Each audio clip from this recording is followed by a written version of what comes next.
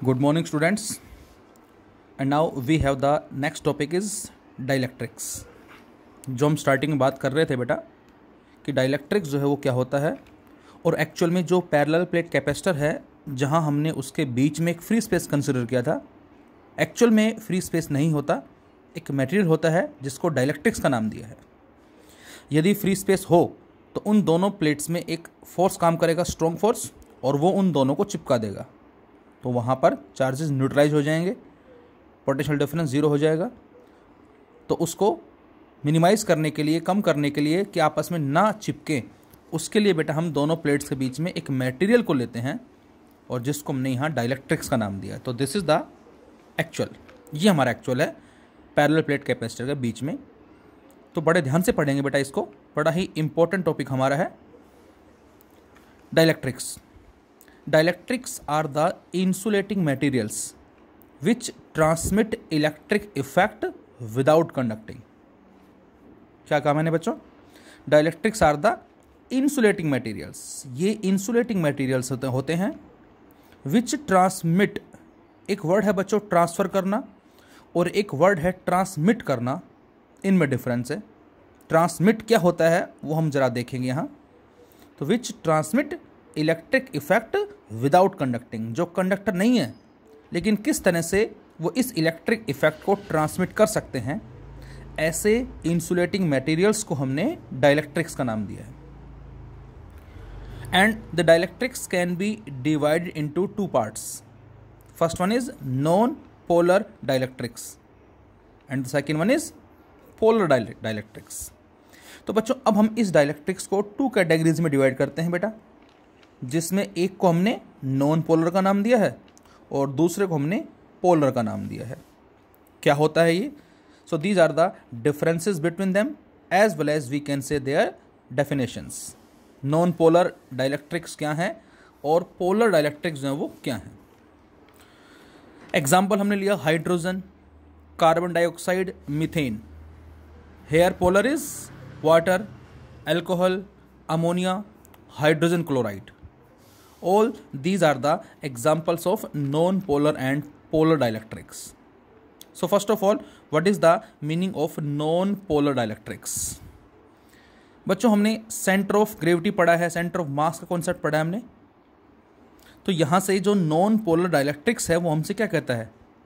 The molecules in which centre of positive charge, और we can say centre of gravity, the molecules in which center of positive charge exactly coincides with the center of negative charge।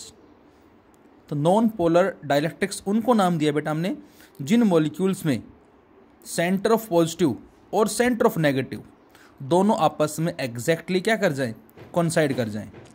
ऐसे molecules को हमने non polar का नाम दिया है, जिसमें negative और पॉजिटिव एग्जैक्टली कोइंसाइड कर जाएं। जबकि पोलर में क्या होगा बच्चों?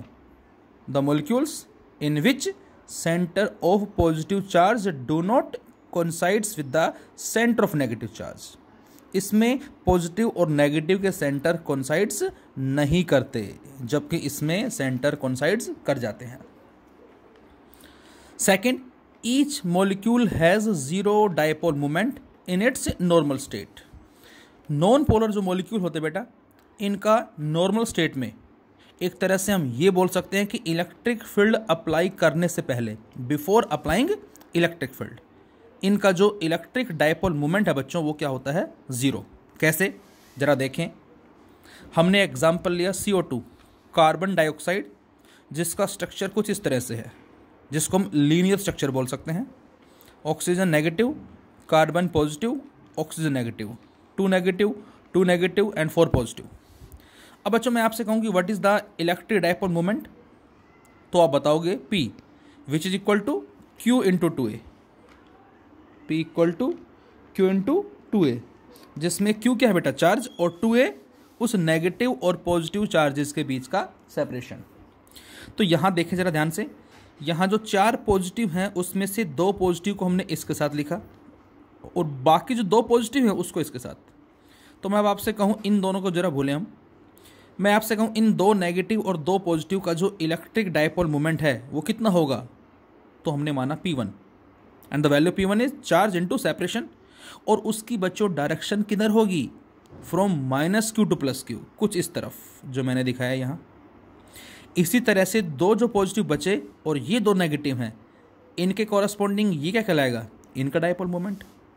क्या P1 P2 बराबर होंगे, तो आंसर है यस, कारण चार्जेस सेम है बेटा और डिस्टेंस जो है वो भी सेम है, लेकिन P1 P2 दोनों एंटी पैरेलल हैं।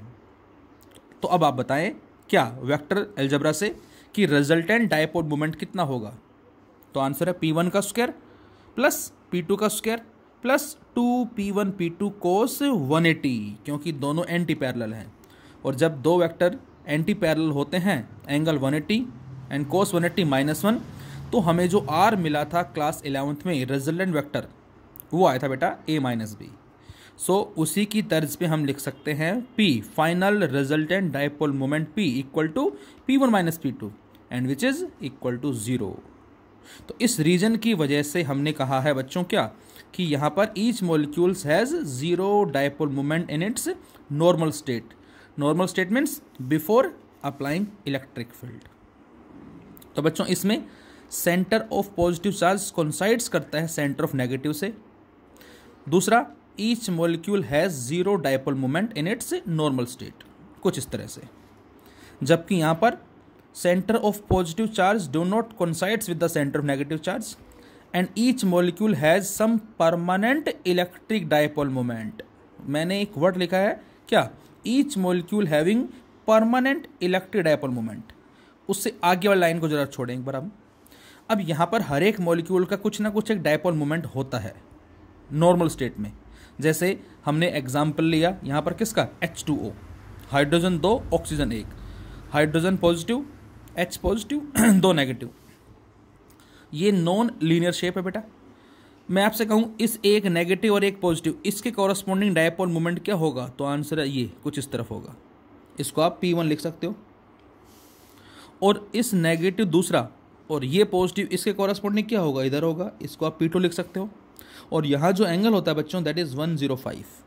तो यहाँ जो रिजल्टेंट डायपोल मोमेंट होगा वो क्या होगा, P1 का स्क्वायर प्लस P2 का स्क्वायर प्लस 2P1 P2 कोस 105 और इस सारे का under root and which is not equal to 0।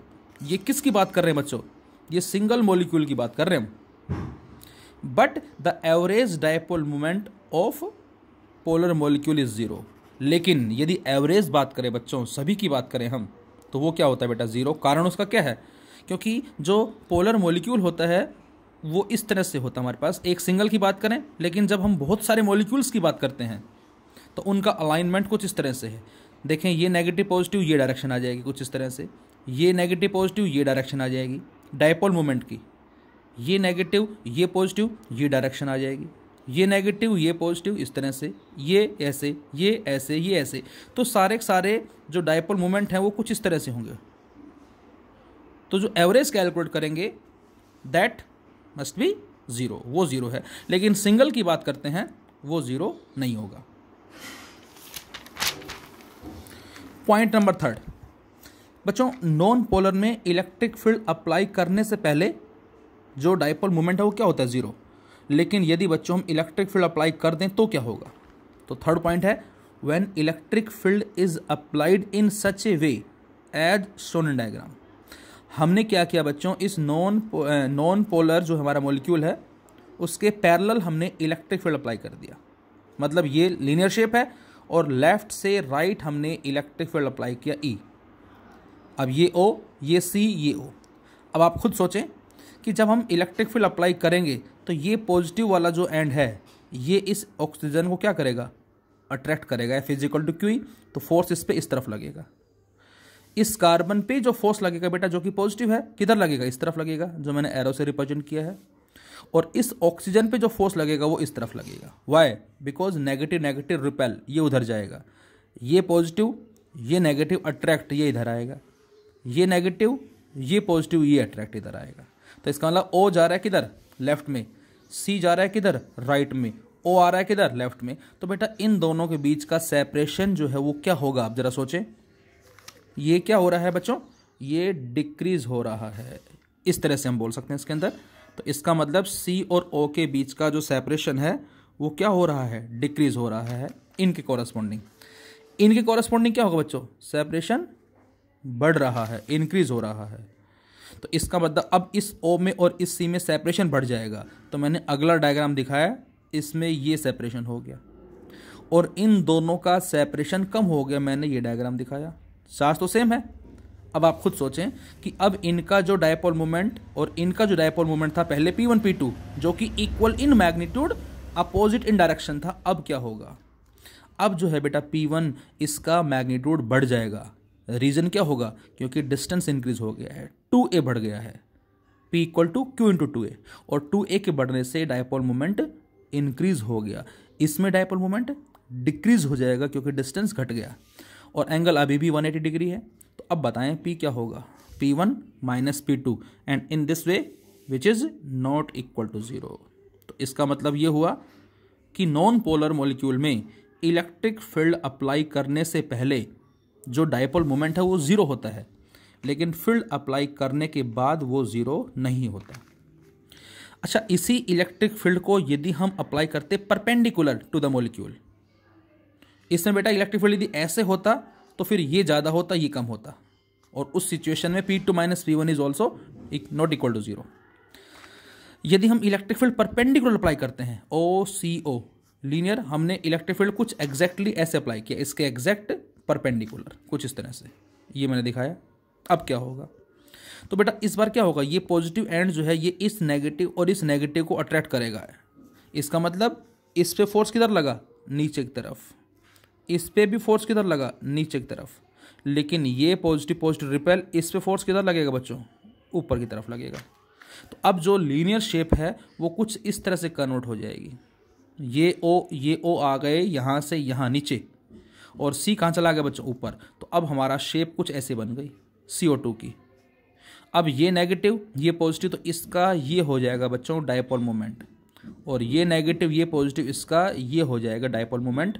अब मैं आपसे कहूँ रिजल्टेंट बताओ, तो रिजल्टेंट ये वाला होगा, कितना, P1 का स्क्वायर प्लस P2 का square plus 2P1 P2 cos theta और इस सारे का under root, and which is again not equal to 0. So in this way we can say that the electric dipole moment is 0 in case of non-polar molecule before applying electric field. ध्यान रहे, मैं फिर repeat कर रहा हूँ, electric field apply करने से पहले, लेकिन इलेक्ट्रिक फील्ड अप्लाई करने के बाद जो है वो 0 नहीं होगा। डिपेंड करता है कि फील्ड हम किस तरह से अप्लाई कर रहे हैं, चाहे पैरेलल अप्लाई करें और चाहे परपेंडिकुलर अप्लाई करें, दोनों ही केस में इलेक्ट्रिक डायपोल मोमेंट जो है वो 0 नहीं होगा। जबकि पोलर में क्या है बेटा, पोलर में जब हम मॉलिक्यूल्स को के कॉरस्पॉन्डिंग एक्सटर्नल फील्ड अप्लाई करते हैं तो इनमें अलाइनमेंट फील्ड के कॉरस्पॉन्डिंग होती है। लेकिन बच्चों इसमें एक ड्रॉबैक भी है, और ड्रॉबैक ये है क्या कि यहाँ पर टेम्परेचर की वजह से कुछ चेंजेस आते हैं।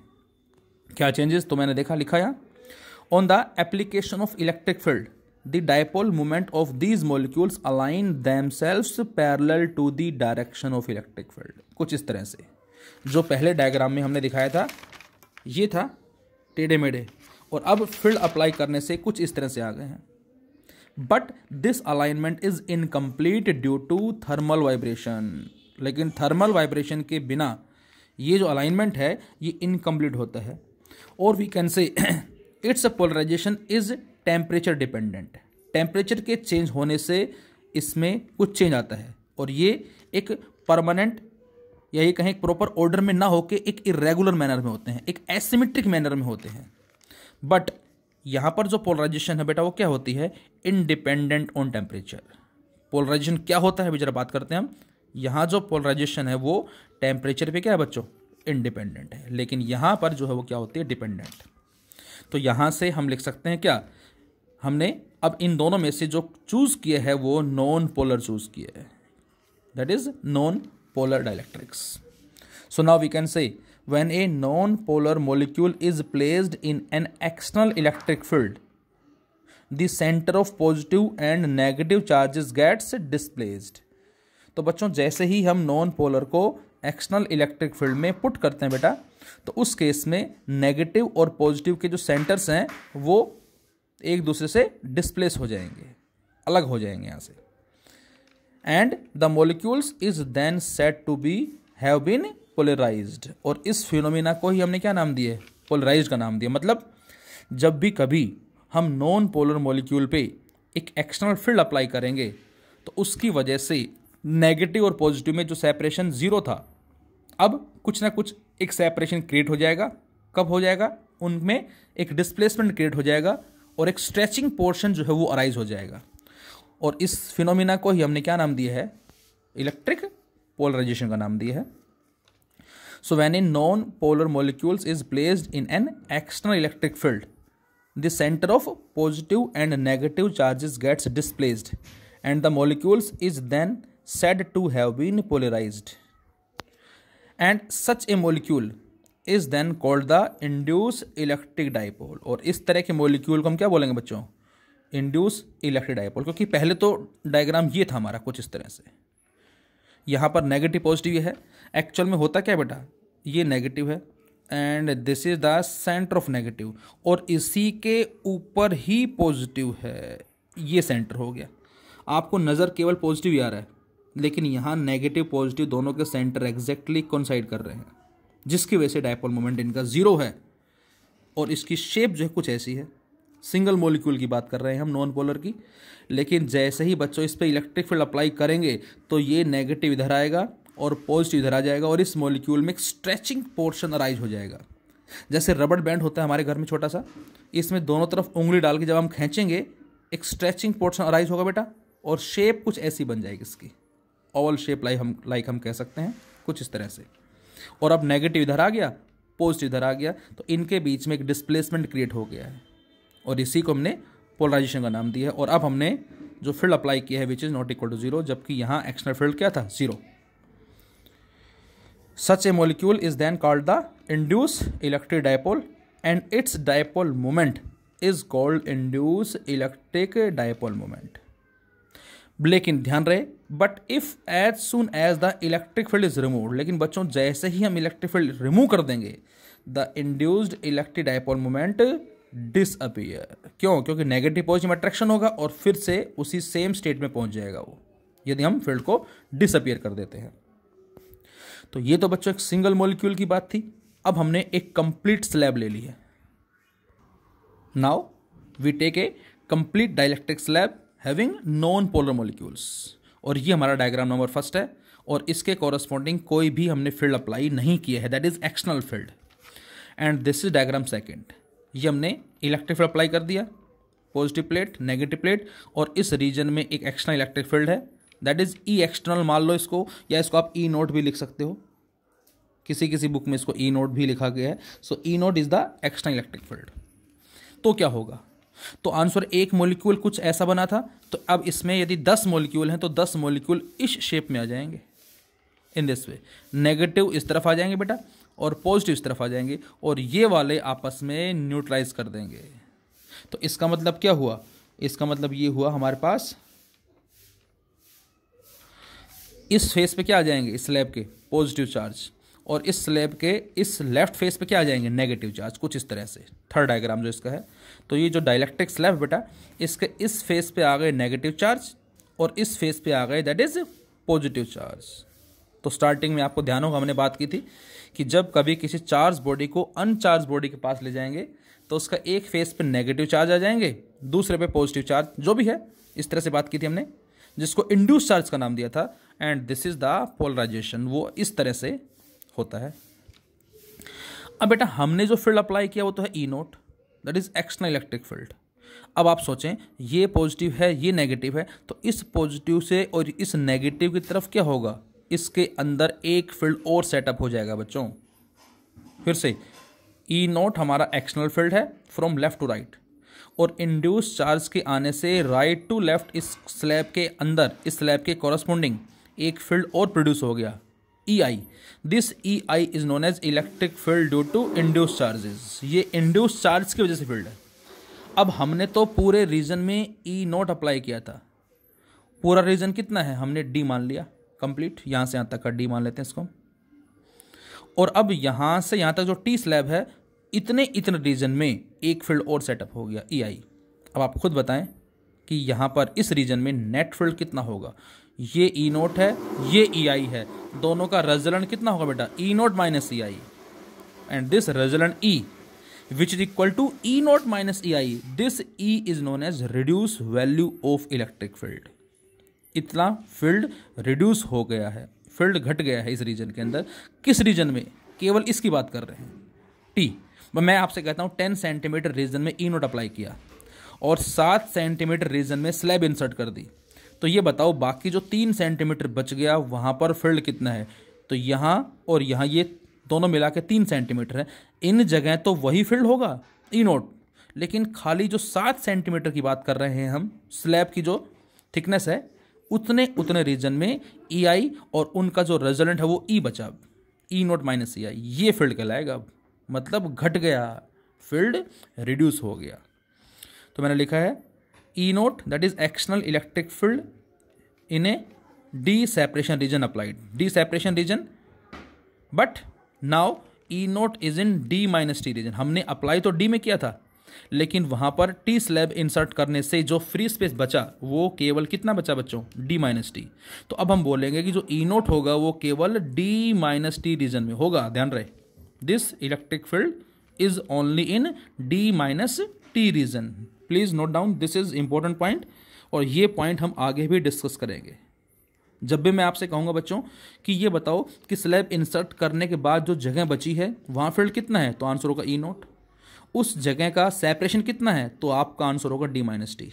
और यदि दोनों को मल्टीप्लाई कर दें बच्चों हम, तो ये उस रीजन के कॉरस्पॉन्डिंग पोटेंशियल डिफरेंस आ जाएगा।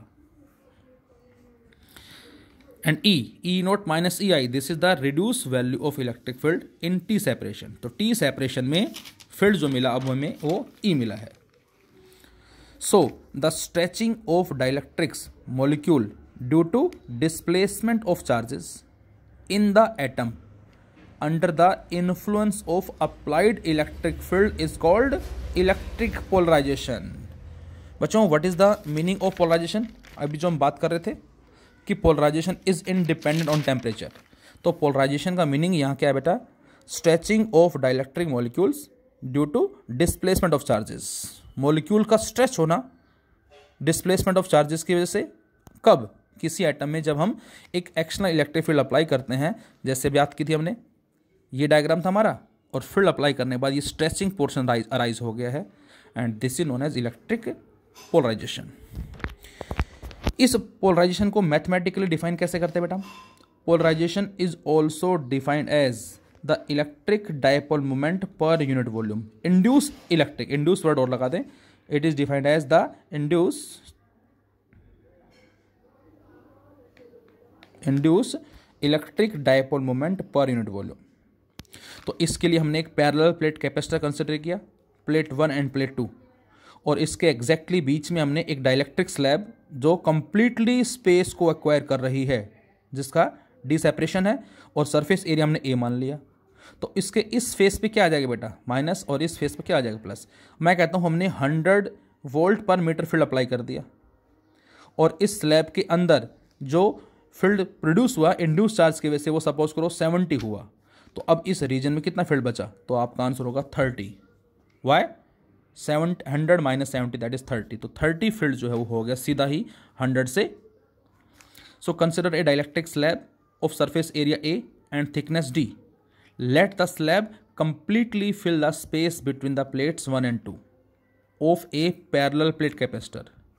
Let minus Qi and plus Qi be the induced charges. तो P क्या होगा बेटा, induce electric dipole moment per unit volume।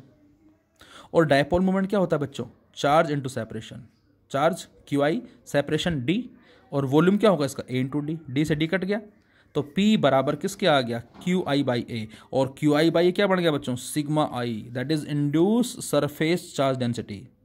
So we can say the polarisation is numerically equal to induce surface charge density. P जो है बेटा वो sigma I के बराबर होता है।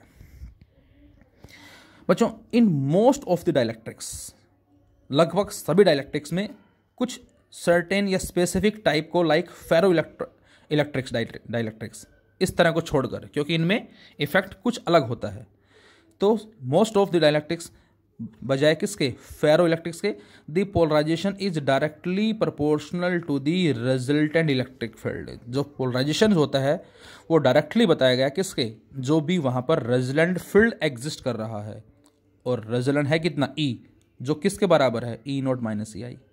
सो P is directly proportional to E। इस डायरेक्टली को हटा के हमने कांस्टेंट लगाया बच्चों psi E, where psi E is constant known as electric susceptibility, suscept करना। साई E क्या है बेटा, electric susceptibility of the dielectrics. And epsilon naught जो है फैक्टर, ये बेटा ध्यान रहे क्यों यूज किया गया है, is used to keep psi E dimensionless. मैं आपसे कहूँ साई का डायमेंशन बताओ क्या होगा, इसको भूल जाओ जरा, तो आप लिखोगे P/E, और सोल्व करने से कुछ ना कुछ डायमेंशन आता है, जबकि ये डायमेंशन लेस होता है बेटा। और इसको डायमेंशन लेस बनाने के लिए हम एप्सिलॉन नोट से और मल्टीप्लाई करते हैं। तो ये ध्यान रहे कांस्टेंट केवल साई E है, ये तो केवल यूज किया गया है साई E को डायमेंशन लेस बनाने के लिए। वैक्यूम में बेटा साई की वैल्यू क्या होती है, 0, और जब साई 0 रखेंगे तो P क्या हो जाएगा, 0। और इस रीजन की वजह से ही हम क्या बोलते हैं, due to this reason in vacuum there are no molecules whose charges can be displaced by electric field. कोई मॉलिक्यूल्स नहीं है जिनके चार्जेस डिस्प्लेस हो जाए एक्सटर्नल इलेक्ट्रिक फील्ड के बिहाफ पे। तो यहाँ से हमने जो स्टडी किया है, एक बार फिर देखें जरा हम, वो हमने स्टडी किया डाइलेक्ट्रिक्स के बारे में। Dielectrics are the insulating materials which transmit electric effect without conducting. 2 categories में डिवाइड कर दिया, non polar and polar. Non polar में centre of positive charge coincide करता है सेंटर ऑफ नेगेटिव से, पोलर में कोइंसाइड नहीं करता। यहाँ पर हर एक मॉलिक्यूल का जो डायपोल मोमेंट है बेटा नॉर्मल स्टेट में वो 0 होता है, मतलब इलेक्ट्रिक फील्ड अप्लाई करने से पहले। क्यों 0 होता है, उसका ये रीजन था, नेगेटिव पॉजिटिव इस तरफ, ये नेगेटिव पॉजिटिव इस तरफ, दोनों कैंसिल आउट कर देंगे। यहाँ पर ईच मॉलिक्यूल का कुछ ना कुछ एक परमानेंट इलेक्ट्रिक डायपोल मोमेंट होता है, कुछ इस तरह से। लेकिन एवरेज की बात करें हम तो यहाँ पर एक रैंडमनेस है, इस तरह से नज़र आ रही है हमें। इनका अलाइनमेंट जो है कुछ बिगड़ा हुआ है, एक एसिमेट्रिक मैनर के अंदर है, इरेगुलर मैनर में नहीं है। तो एवरेज यदि हम बात करें तो क्या होगा, 0 होगा। इलेक्ट्रिक फील्ड अप्लाई करते हैं पैरेलल और परपेंडिकुलर, तो उस केस में नेट डायपोल मोमेंट जो आता है वो 0 नहीं होता। जबकि यहाँ पर हमने लिखा on the application of electric field the dipole moment of these molecules align themselves parallel to the direction of electric field, but this alignment is incomplete due to thermal vibration of the molecule. Thermal vibration जब तक molecule में नहीं होगा तब तक ये incomplete मानी जाएगी। और टेम्परेचर डिपेंडेंट पोलराइजेशन इनका, जबकि ये टेम्परेचर इंडिपेंडेंट है। So finally we consider the non polar, और नॉन पोलर का डायग्राम ये हमारा है, centre of positive negative exactly coincide कर रहे हैं, लेकिन समझने के लिए थोड़ा ऊपर नीचे बनाया हमने। फील्ड यहाँ 0 है, लेकिन जैसे फील्ड अप्लाई करते हैं तो मॉलिक्यूल में स्ट्रेचिंग पोर्शन अराइज हो जाएगा, इसके इधर नेगेटिव इधर पॉजिटिव, और एक सेपरेशन क्रिएट हो गया। और अब यहाँ कुछ ना कुछ डायपोल मोमेंट एग्जिस्ट करेगा, इलेक्ट्रिक फील्ड हमने अप्लाई कर दिया। एक मॉलिक्यूल ना हो के बहुत सारे मॉलिक्यूल हैं, तो फील्ड 0 है तो ये डायग्राम, फील्ड अप्लाई कर देंगे बेटा तो ये डायग्राम, इस फेस पे नेगेटिव चार्ज और इस फेस पे पॉजिटिव चार्ज। इन चार्जेस को हम क्या बोलते हैं बच्चों, इंड्यूस चार्जेस। और इस इंड्यूस चार्जेस की वजह से इस रीजन में एक फील्ड और सेटअप होता है, दैट इज EI। ध्यान रहे ये डाइलेक्ट्रिक की बात कर रहे हैं, लेकिन जब हम कंडक्टिंग की बात करेंगे तो कंडक्टिंग के अंदर जो EI होता है वो एग्जैक्टली E0 के बराबर होता है बच्चों। Point to be noted, in case of conducting slab वहाँ पर जो EI होगा बेटा वो इस E0 के बराबर होगा। लेकिन डाइलेक्ट्रिक बेचारे की इतनी औकात नहीं है कि ये फील्ड को 0 कर सके, लेकिन कंडक्टर की औकात है, ये हम बोल सकते हैं कि वहाँ पर जो फील्ड होता है वो क्या हो जाएगा, 0 हो जाएगा। तो यहाँ पर इलेक्ट्रिक फील्ड अप्लाई किया हमने, जो वहाँ जो किस रीजन में एग्जिस्ट करेगा वो D - T में एग्जिस्ट करेगा, और EI जो है T रीजन में है, E0 - EI बचेगा फील्ड फाइनल इस T रीजन के कॉरस्पॉन्डिंग। और इस मॉलिक्यूल का स्ट्रेच होना डिस्प्लेसमेंट ऑफ चार्जेस की वजह से under the influence of applied electric field, इसी को ही हमने इलेक्ट्रिक पोलराइजेशन का नाम दिया बेटा। और इसको डिफाइन करते हैं हम induce electric dipole moment per unit volume से, जो होगा QID अपॉन वॉल्यूम, और यहाँ से QI/A जो है सिग्मा I बनेगा। So polarisation is equal to surface charge density.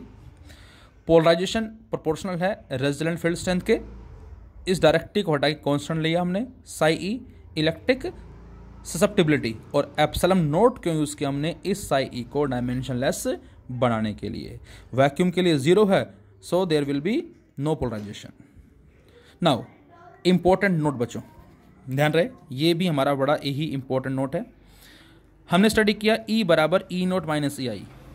ई क्या है बेटा, reduce value of electric field. E naught क्या आया, अप्लाइड इलेक्ट्रिक फील्ड था हमारा, और E I is the induce electric field. अब गोज लॉ क्या कहता है हमसे, गोज लॉ कहता है कि इलेक्ट्रिक फील्ड जो सिग्मा अपॉन एप्सिलॉन नोट होता है। सो ई आई जो होगा बच्चों वो होगा सिग्मा आई upon epsilon note.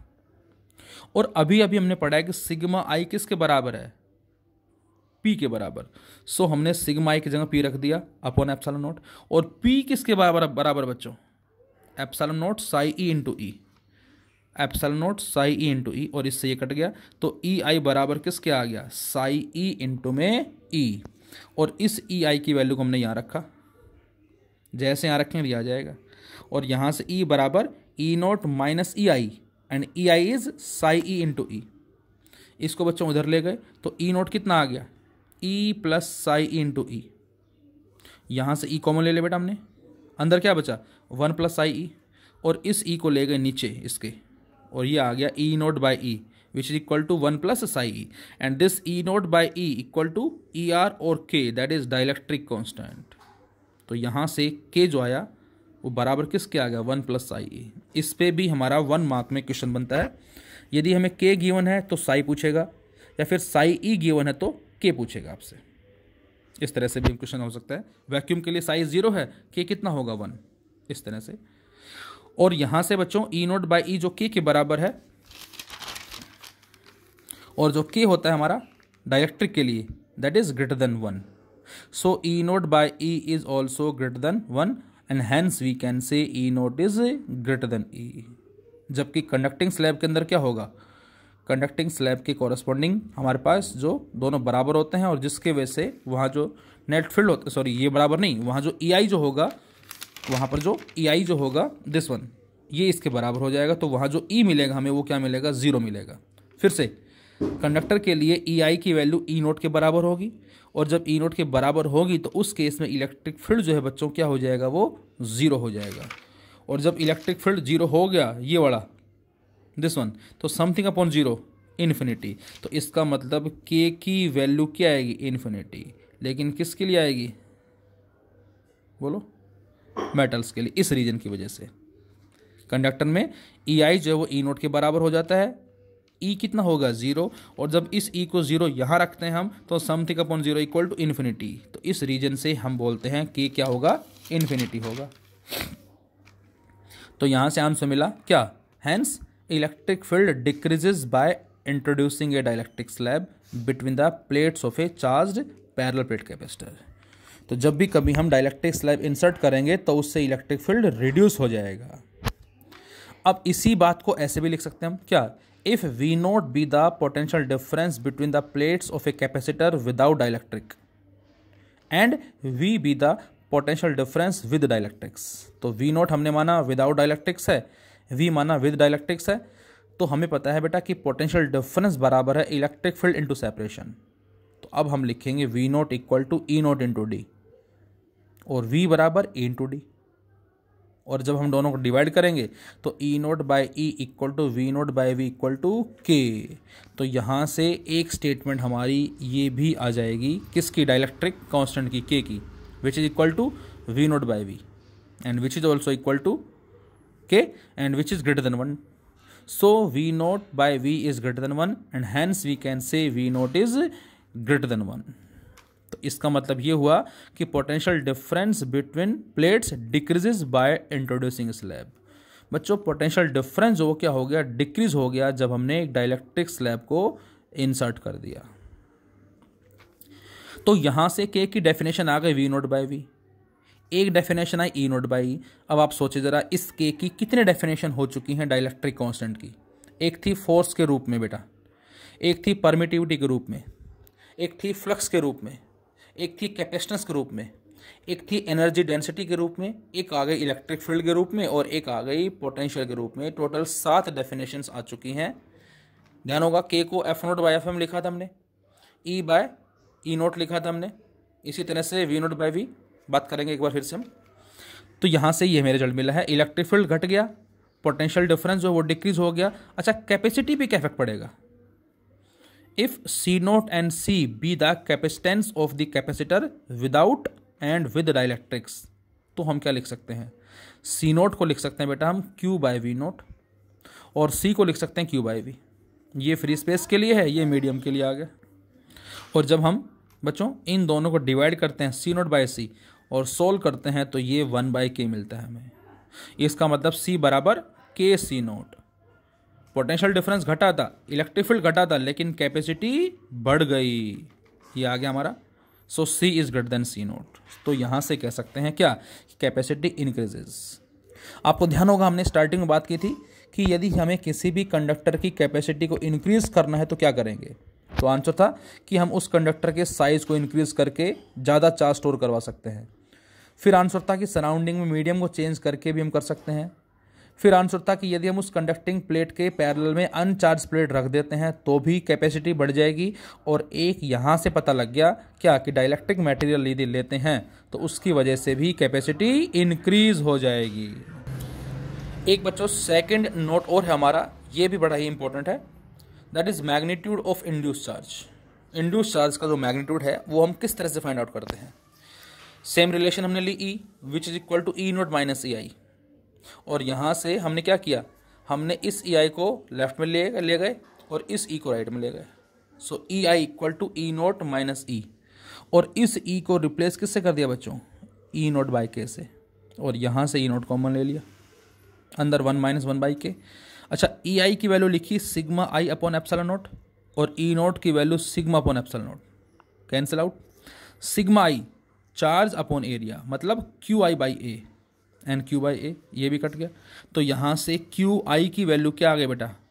Q inside 1 minus 1/K, या इसको हम ऐसे लिख सकते हैं हम क्या? QI equal to minus Q inside 1 minus 1/K, कि जो इंड्यूस चार्ज की जो पोलरिटी है वो इन चार्जेस के अपोजिट होगी। माइनस का मतलब अपोजिट पोलरिटी होगी। तो यदि हम K की वैल्यू पुट कर देते हैं तो उस पर्टिकुलर मटेरियल के लिए, उस पर्टिकुलर कंडक्टर दे रखा है, डाइलेक्ट्रिक दे रखा है, जो भी गिवन है उसके कॉरस्पॉन्डिंग हम इंड्यूस चार्ज को फाइंड आउट कर लेंगे। आपसे कहा जाए कि हमने एक इलेक्ट्रिक फील्ड रीजन के अंदर या एक पैरेलल प्लेट कैपेसिटर के बीच में हमने एक एल्यूमिनियम शीट रखी और एक कॉपर की शीट रखी, किस में इंड्यूस चार्ज कम होगा, किस में इंड्यूस चार्ज ज़्यादा होगा? तो बच्चों दोनों ही मेटल हैं, और मेटल के लिए K infinity, something upon infinity 0, तो QI बराबर Q या QI बराबर माइनस Q, दोनों में इंड्यूस चार्ज सेम प्रोड्यूस होंगे। तो नेक्स्ट वीडियो हमारा देखना जरा ध्यान से, capacity of A parallel plate capacitor with A dielectric slab, वो भी हमारा बड़ा ही लास्ट और इम्पोर्टेंट आर्टिकल होगा बच्चों। Thank you.